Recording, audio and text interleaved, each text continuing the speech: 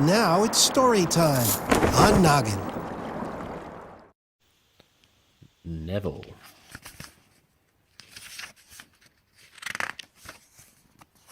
This is a story about Neville, a little engine who just wanted to make friends, but Thomas and the others wouldn't give him a chance, and that got them all into trouble.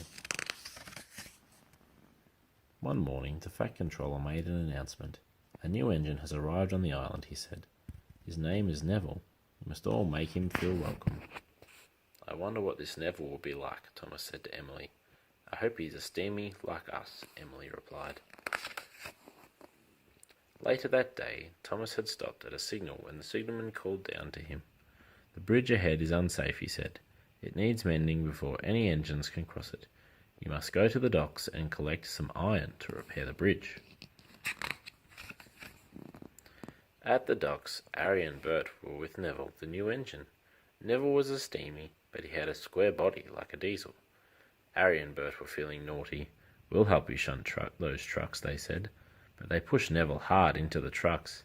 The diesels laughed. Neville looked sad. It's not our fault you're a silly steamy, oil Bert. And they laughed even harder. When Thomas arrived at the docks, he thought he saw Ari and Bert laughing with Neville.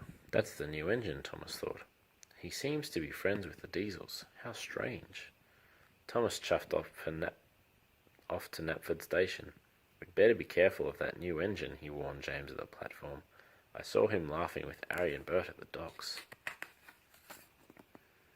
James was shocked. A steamy friends with diesels? He chugged off to take on water. That new engine Neville is best friends with the diesels, he puffed when Percy passed by. He doesn't like steamies. Thomas told me. Later, Percy met Emily at a red signal.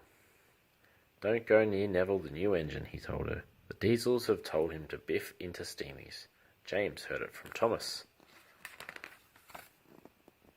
When Thomas arrived at Croven's gate, the Fat Controller was there.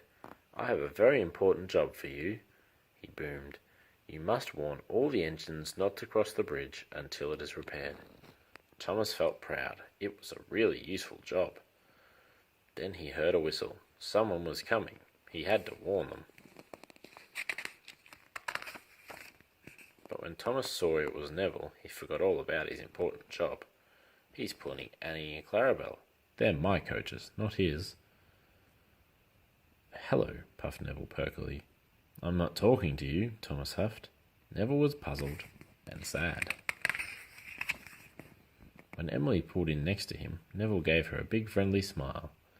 He hoped she would be nicer than Thomas. Emily wheezed out steam. It's no use trying to make friends with me, she said grandly.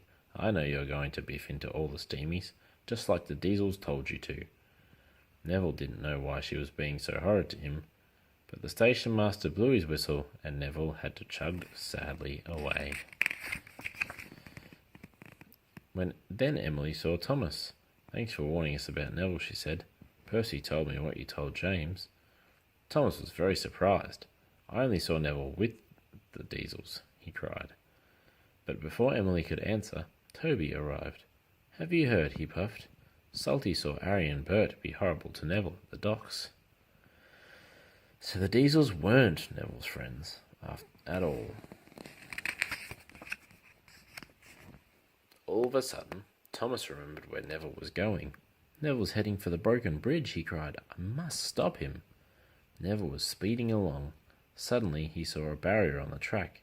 He slammed on his brakes, but it was too late. His front wheels went over the broken end of the bridge. Thomas came racing up and saw what had happened. He knew it was all his fault. Then he had an idea. He would pull Neville back. Thomas steamed slowly and carefully onto the bridge. He gently bumped Clarabelle, and Thomas's driver coupled Clarabelle to him. Thomas was very scared. Slowly and steadily, he began to pull Neville back from the edge. The bridge creaked. Thomas had to hurry. With one big puff, he pulled Neville to safety. Thanks, whistled Neville. What a relief. I should have warned you, puffed Thomas, but I was too busy believing silly stories. I thought you didn't like steamies. Can you forgive me? Oh yes, peeped Neville. Let's be friends. Thomas gave Neville a long, happy peep peep. From now on, he wanted to be the best friend that Neville ever had. The end. Read with your kids for 20 minutes every day and inspire a lifetime love of learning.